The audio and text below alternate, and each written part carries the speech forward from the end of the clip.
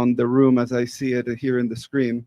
So maybe we can begin with Jose, who directed and well collaboratively directed Flowers. And thank you for being here, Jose. Thank you very much. It's a pleasure to be here, and a pleasure to have watched your films. It's quite a journey I just had with the selection of the films. Yeah, about the introduction of Flowers, you just watch it. Is difficult to say what it is, but I'm right now in the place where it was filmed, home, and my son is playing around as he is on the film. You can hear him on the back, and I think it was like a way of expression for myself to myself. At the beginning, I was just gathering moments that I found of beauty and deep, like profound moments with my son about my son growing up, and at the same time, uh, this strange situation of coming back to this digital thing we have and seeing this universe in the screen and seeing the world, what is going on in the world outside this place, and seeing this contrast so strong of the world situation now, together, like taking my eyes here and watching him playing, being like in this infinite moment of the now, like just being himself, and this strange encounter. I think that could be like a description of what it is, Flowers, to me. One of the descriptions. I think there are many descriptions, but this is the one that I feel it now.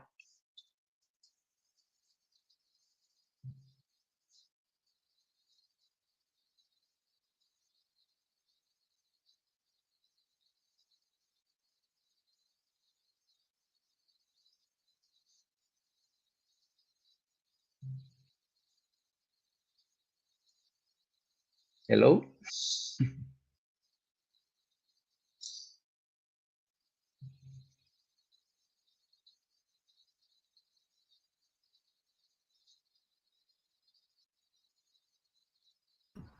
Have we lost contact with the screening?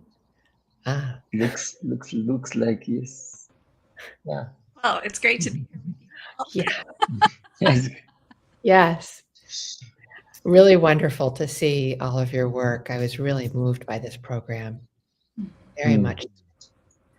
I thought it was incredibly thoughtful, and it's interesting to see curation that will take word risk, but it wasn't linear, kind of like our guide was mentioning. Christian, which film was yours? I don't remember. Hi, mine was Hojita de Tamarindo, Tamarind Leaf. The first one. The first one, yes. Yeah. Wonderful. Thank you. Thank you so much. Also yours. I think it's a beautiful program. Yeah. Okay, we're back. Sorry, we lost you for a second. Thank you for sticking around. We weren't able to follow the conversation, but are glad that you are able to continue. So maybe we can go with you, Christian. Thank you for joining us. Maybe we can hear a little bit about your film and the process of maybe this very the moment that you've met this man and the intimacy of his story. I don't know if I think you arrived a little late. I don't remember if you got my prompt, but yes, thank you. Okay, thank you. Hi, I'm Christian Obando. I'm from Ecuador, and I'm the director of Tamarind Leaf. This film was made during a residency in Panama and on a festival called Acampadok. And we had like 6 or 7 years during the residency to learn about how to make a documentary, and also we had to research and film and do all the process of the short film, like editing, post-production of color, sound also. So it was like a really short time to make this film, and it was like a lot of pressure. And it was like really hard to find this guy, Oriades. And when I found him, and it was like a really magical experience, because I found that he needed to tell me and speak or tell about a lot of his mom. So I invited him to just talk, and this like interview then turned into a ludic play experience. So we played a lot, and we did a lot of exercises about reenactment and on his home. And then we just played a lot, and we filmed these exercises, and it was just on one day. And yeah, the final result is the short film about this little experience. Yeah, I like this idea about play and just hanging out, idleness in a way that I think that is also present in a lot of these works. Patience. Janelle, thanks. Yeah, Hi, everyone. I'm Janelle Vanderkellen. I apologize if there's some noise in the background. There's construction. But I'm Janelle Vanderkellen. The film was Niches that played in this program. This is a film that I created. Christian, it's interesting that you made yours during residency, because mine was also made during a residency right outside of Barcelona. It was high summer. The residency was housed in this big rambling stone farmhouse that was very porous. Doors were just always open. The inside was coming outside. And I went to this residency knowing that I wanted to make a film, but not knowing what that film was going to be.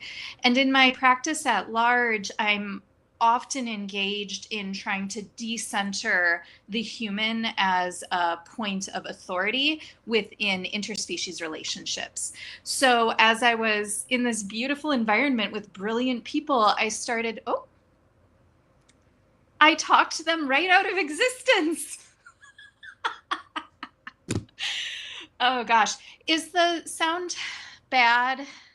Is it terrible? No, okay. It sounds good.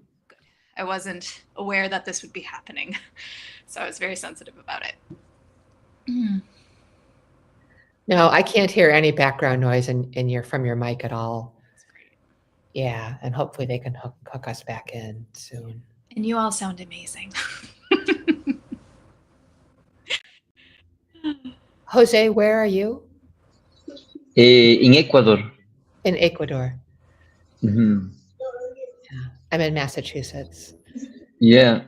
And Janelle? And I'm currently in Tennessee. Tennessee. Is that where you live, Janelle? Yeah, I am currently located here. I teach at the university. Mm-hmm. So your residency was in Barcelona? Yeah, it was Conserrat. It's a hi. can you hear us again? Yeah. Yes. Okay. Yeah. The funny thing is that when you lose us, we don't lose you. So we're actually hearing you talk the entire time. It's funny. Oh, we don't lose you fully, but thank you. Yeah. Okay. Thank you for the patience. We're having some technical difficulties on this end. well, yeah. I will keep this brief because, as I joked, and apparently you heard, I talked you right out of existence. Yeah, but I was in this residency with fantastic people, and I started realizing that they were talking about nature or the natural in really interesting ways that kind of positioned natural entities like ants or olive groves as teachers. So that's kind of where Niches came about. And it was a film built from boredom and playfulness and a lot of what if questions, like what if ants could teach you something about yoga? So that's kind of the background of the film. And I think I'll draw that to a close and pass the torch on. Yes, thank you. Okay, yeah, Sarah, we'd love to hear about your story too. Thank you. I'm calling in from Massachusetts, where I live, and my film was As I Belong to My Life. The film, I just want to say that I found the whole program deeply moving, and I'm really looking forward to talking about it all together. And I wanted to hold up something from Jake's film that really landed with me, and that was when one of the participants in the film said, "To love God more, look at me with more love." And I feel so strongly that that was so palpable in all of these films, that's what's happening here. This really close looking, this looking with love. And I was really struck and delighted to see that in a number of our films, that the folks we were collaborating with are older people, and as in my film, and that our gaze was full with, and not just on those older bodies, but especially on these older bodies with so much love and tenderness. And the gaze throughout these films, whatever the camera's looking at, is filled with that. Just a quickie thing about my film. This film is part of a much larger project of working with older aging folks and exploring their relationship to eros, sexuality, and creativity. And Jim, who's the subject in this film screen today, was actually the first person that I worked with on what's turning into a feature length. So I'll stop there. Thanks so much. No, thank you for threading those connections. Yeah, Jake here. Hello. Okay, so thanks everybody. Yeah, I'm just, I guess I'll start and say that I'm just very grateful to be here and to be programmed in this way. And I didn't really know. I didn't have a lot of expectations. I've coming out of a lot previously before this, and so I came in quite blind, and I'm very moved, and I'm very touched by all of these films sitting together in this way, and I've kind of realized while watching how much insight I also am getting into what I did a year ago by looking at it all close together, because that's been a struggle for me. I haven't really been able to figure out what this really is, or what I was doing exactly. And seeing it sort of in relation to everyone's work is very meaningful, and it gives it a lot of context and community, which is very nice. What should I say? What's important? So I probably I guess I came to this project like through sort of a winding path. I knew that I wanted to do something about. It started as something related to disappearance, and there was these villages in Portugal, people leaving, sort of older people staying, young people leaving, and it started like that, and one thing led to another, and I ended up here with them, and it just and it became sort of what you see, I suppose, just lingering and spending time and sort of living and those things. I had to do it. I mean, the shoot was shot over several months, but it all came together very quickly, and I don't feel like I had much time to sort of intellectualize it, which was probably good, because then I probably would have gotten really paralyzed. But I still don't really know I suppose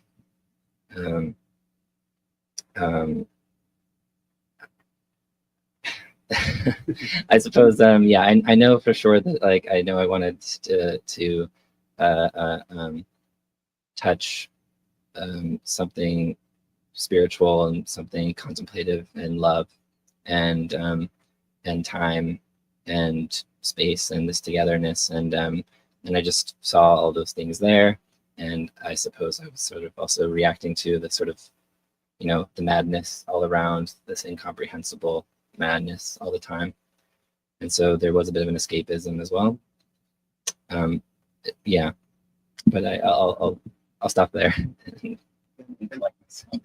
No, thank you. This is great. There's this obvious sense that you brought up, Sarah, and I see it here too with Jake. This idea of like the encapsulating of space and time through this process of communion and embodied process. You know, like, and this is why I can't. I mean, while I don't see like necessarily like a diaristic aesthetic in all of the works, maybe in some more than others. I'm still pondering on this idea of process as that. But since we had the interruptions, I wonder if we can open the room. If anyone has a pressing question for any of the participant filmmakers, be happy to start with that. And if not, I also have my own questions. But if anybody has anything pressing, please just raise your hand, and we'll make sure that you get a microphone. I had a question for Janelle, a technical question. Your sound quality is incredibly warm throughout, and I was just curious if that was done in the recording process, in the post process. What kind of technically made that warmth match the film so well? Well, thank you. I appreciate that. I think it has to do during the editing process, because I'm shooting on 16. I'm not always recording. I actually often can't record sound synchronously, so it's a lot of Foley work after the fact. And there is an extreme closeness, like a physical closeness, that I always try to achieve, often in my cinematography, but also in my sound recording. Because I'm interested in not only depicting relationships differently, but also depicting perception differently. So I'm curious how a body other than ours might perceive sound, or waves that we interpret as sound. So I think that's part of how I mic, and also how I edit and equalize and mix after the fact. I'm also interested in audio as stand-in. I'm fascinated by the fact that we as filmmakers, we don't tell lies, but things stand in for other things. Locations stand in for other things. Foley sounds stand in for other things. So that's another kind of guiding principle that I'm really interested in when I'm constructing sound. And I think to bounce back to the conversation about encapsulating a space, that's kind of interesting in this film in the context of this larger program. I feel like I wended away a little bit, but I hope that answered your question. Thank you. Thank you. Any other questions? Or also, if any of the filmmakers have questions for one another, that's also more than invited. I have a question for Jose. You know, in thinking about this idea of like the diary, as I was saying earlier, I was thinking about this idea of the what would I call it, like radical mundanity. You know, like how in the mundane, like there's like these gestures that can be executed, and it's again not this idea of like a project as a project. When I see your film, I can see you gleaning from all sorts. You know, like in the play with your son, in the just like seeing like the news and all this, and I can imagine in the process of diarying or writing diaries or filming diaries, that this can become overwhelming and expansive and gigantic and very difficult to condense, you know, to edit and to make it into something finished. You know, like I know of other people that collect, and then the projects sometimes emerge later, sometimes they don't. And this is a very interesting question. But I was wondering how you tackled this notion of cataloging daily life and then being able to turning it into this like cinematic experience. And even the filming of the screens, like the way that you keep textures and all this, like how was the process of how do you say, sculpting the object, if that makes sense? Yes. Yeah. On the first question, as I said, it was a project that I was doing for myself, and I think there was not that feeling of overwhelmingness on gathering the material, because I did felt the material. I wanted to do something with the material. That was maybe the beginning of everything. Like, or for me, it was important that moment, and I wanted to keep it, and I put it on a line of editing. But then I tried to understand. It's not only my song videos that I make, but I have a lot of things I'm filming, and I have a lot of videos, images I am consuming daily on social network or internet, and my cell phone records everything that I capture, or so I put everything on the line, and I try to understand what I am myself feeding of, and then why do I keep this, what for what. I was having this feeling of consumerism that was overwhelming. But once I was in front of that, I felt, oh, this image of my song is so meaningful for me, and is next to this news, which is also very meaningful for me in other sense. It's very important what is going on now with this topic, and that's why I want to keep it, because I don't want to lose the sight of this. I don't know. This was a bit overwhelming, but then it comes something very important that I was speaking with a friend yesterday or these days about intuition. It's difficult to know to describe what intuition is, but we agreed on something, that intuition, there is no doubt. You when it is intuition, is because it is very clear that this is, and that's it. What I mean with not feeling overwhelming about the quantity of material, because it was very clear, like, this material is very important to me, this one is also very important, and that is the editing process. Like, you just select from a lot, you just select moments, and those moments comes together. At some point, it was just like a gathering of moments that was significant to me, but then this magic, beautiful, I don't know what, begins to happen when you are doing something creative, and these coincidences begins to happen, and then I was finding coincidences in different materials that talk to each other. Then about the second question about the material, one of the materials it was on my timeline, shows us Putin declaring the war to Ukraine, or my song taking picture of flowers. It was I have this interest in meditation, and during COVID, I was not able to meditate in group, or so I was watching videos to try to get some encouragement to do it by myself. And I found by an uncle that he sent me by WhatsApp a video of Thich Nhat, and then Thich Nhat was very important for me, because I felt that what he was saying, that might be heard maybe as something cliche, like the power of now or something like that, but the way he was saying it in the videos I was watching of him, I could felt that he was living it, that it was real, that he had something real in him to say. So it was very interesting that this video film with VHS long time ago could go beyond the screen, trespass, get into me, and encourage me to meditate or make me feel like I want to be also have awareness. So that material was also special for me, and I was not discriminating what source it was. I was just putting everything I consume in the same line, and he was very often there. So one of the things that I don't know, Buddhism has is this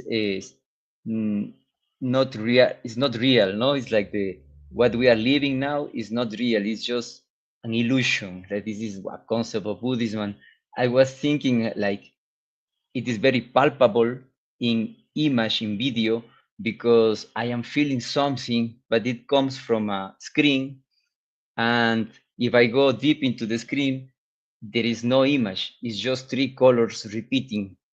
So this blue, red, green, all that, it depends how it managed. And there is this image, and suddenly I am believing this is real, and I'm having real emotions. So that was something I wanted to play with, like going into the ADN or RGB of the image. And I don't know exactly what I was trying to do, but also I had the clarity that I wanted to do that. Yeah.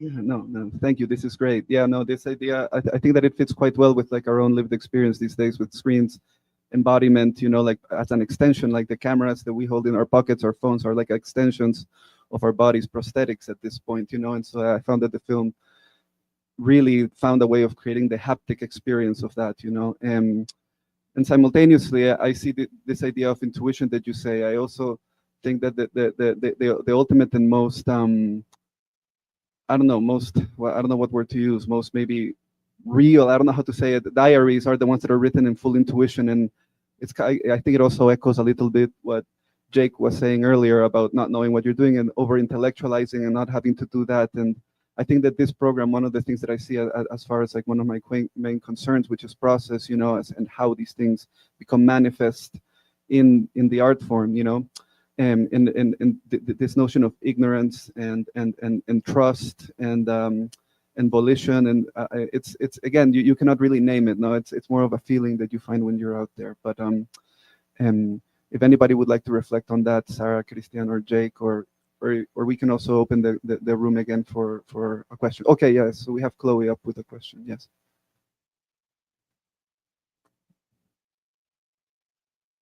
Hi, everyone. Thank you so much for joining us. I found the baseline message of needing to find joy in the moment that we're in, and not in a reductive way, as you were saying, Jose, in a be here now, which is not necessarily reductive, but that this has to be the best moment. Make it that. Really was repeated over and over.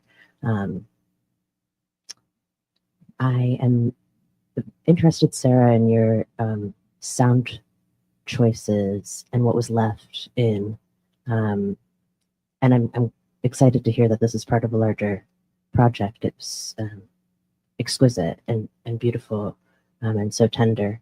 Can I ask about your last words in the film? I mean, you interject a few times or are heard in interview maybe 3 times throughout, but and laughter is left, which is so beautiful. But then I think you say we'll see what we'll get, and I'm just wondering about the exposing of your craft within that sound moment.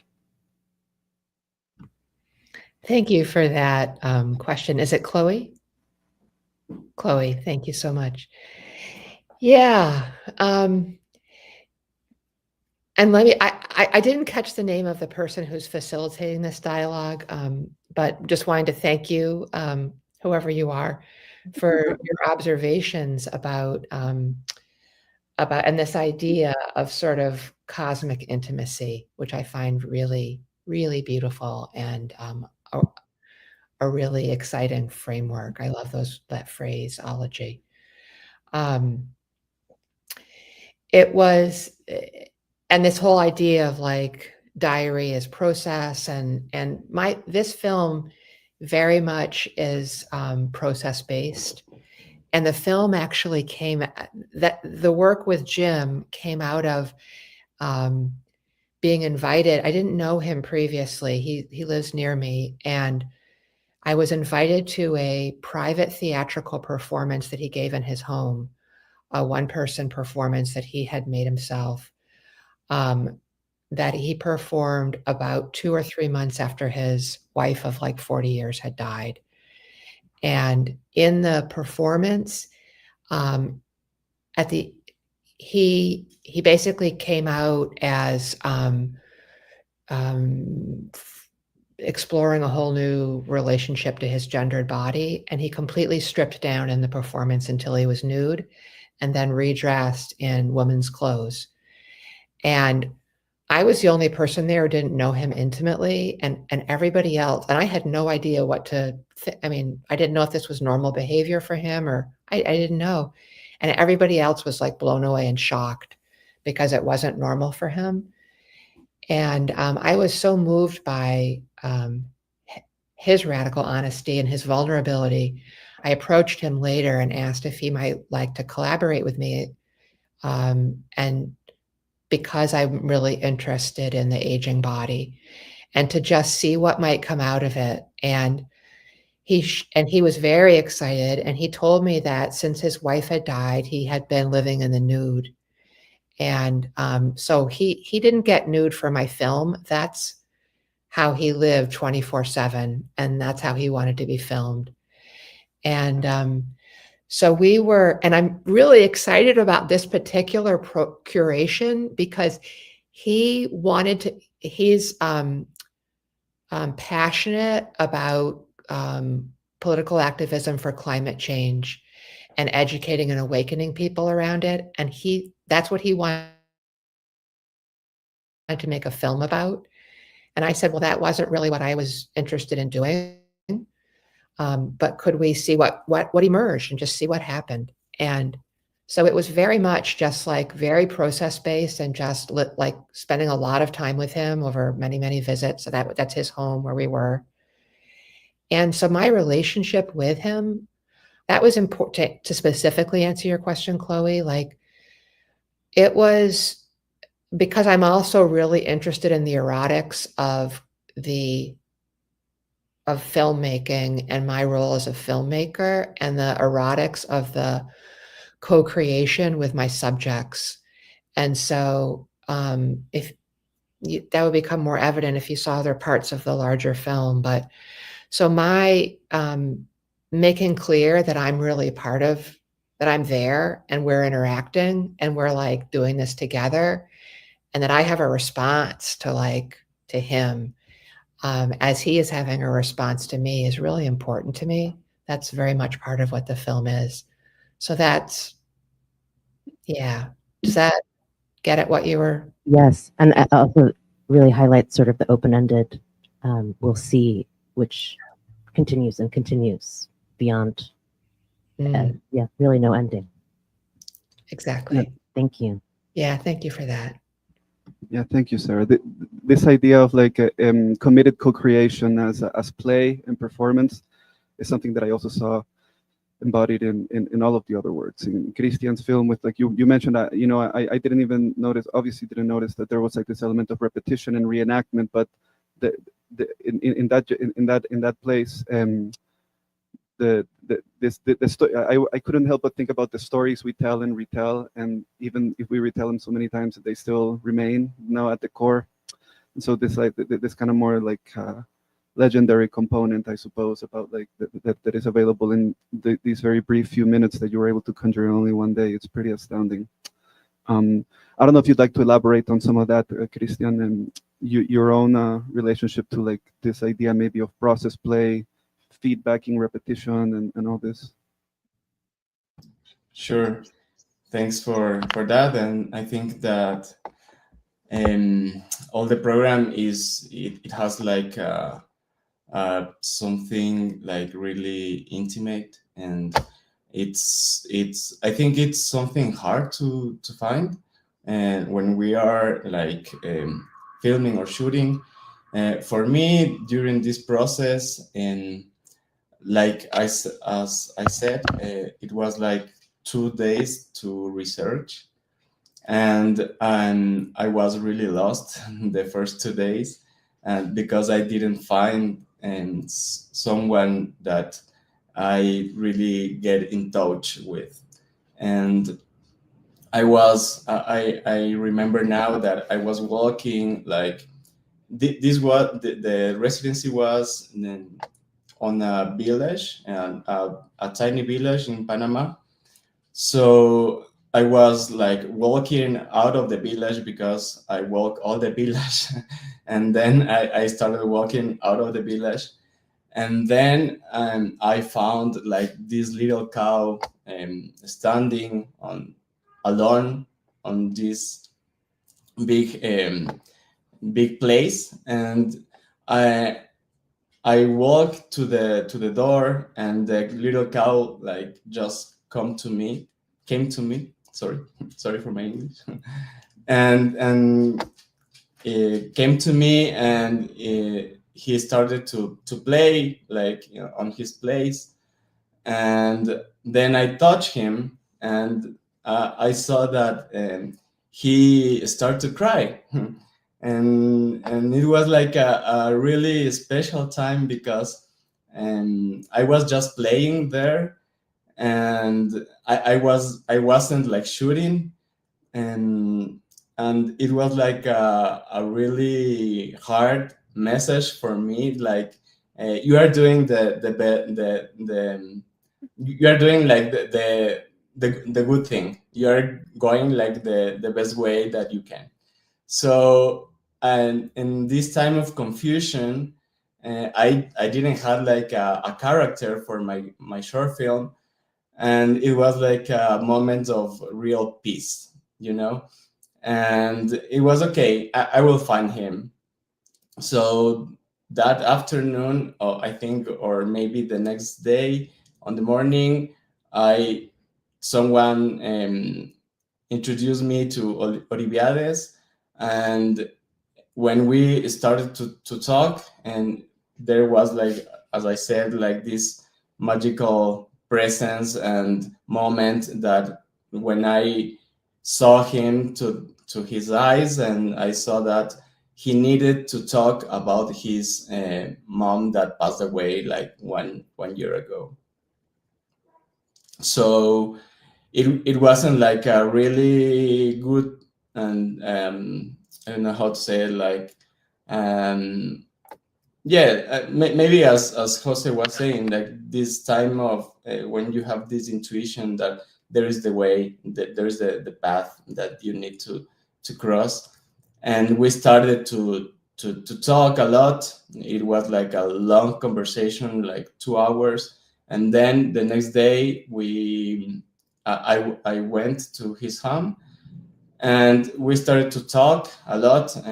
I shot him like a long interview, and during the interview, he was talking to me that he knew how to talk to the birds. So I told him like, can you please like sing that song that you said to me? And so he was like really open to do all the things that I wanted, and it was a really a gift for me. And I think also for him, this short film was like a moment that he like just threw all the things that he has like inside him. And what I wanted was not to use the interview like the material for the short film. Just it was just the beginning of all the exercises we did of a reenactment. I don't know, like singing the song of the tamarind leaf, or representing how his mom tell him a tale about this dog that can turn into a beast and can shoot. I don't know, like all these things that he told me was just like a play, a moment to play and a lot of intimacy also, and he was like really. I think that and after this he felt like better telling me that all these stories about his mom.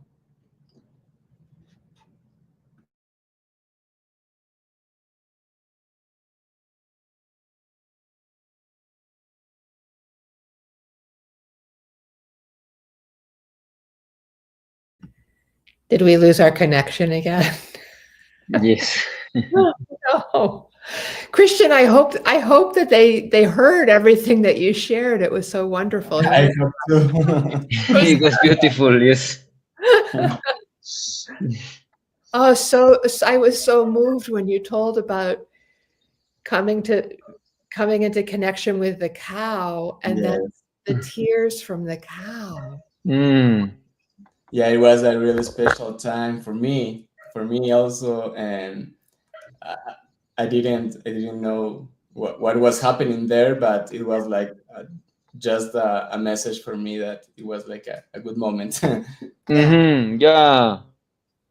That's what's so beautiful, is that you heard that message so clearly, and you knew this is it. Yeah. It was funny because I was like, and I don't know how to say, like walking through a big street, like I don't know, like 20 minutes, going nowhere. You know, like going nowhere, just trying to find someone to a character, and then I found this, and it was like, wow, I'm not lost. Yeah. There's a beautiful saying that says, I don't know who says this, but is I don't know what I am looking for, but I know that what I am looking for is also looking for me. Maybe there was something like that with this person he wanted to share with you. He needed to talk as well. Yes. I don't know what I'm looking for, but I know that it is also looking for me. Is that right? Yeah, so something like that. Yes. That is such a beautiful way to go through the world. I am definitely inspired to put that into play a little bit more for things that, I don't want to use this word, but matter in the everyday, like all of those nasty things that we have to do. What I really loved about your story, Christian. Hello, can you guys hear us? Yes. Yes. Hold on, we can't hear you now. Can you turn them up somehow?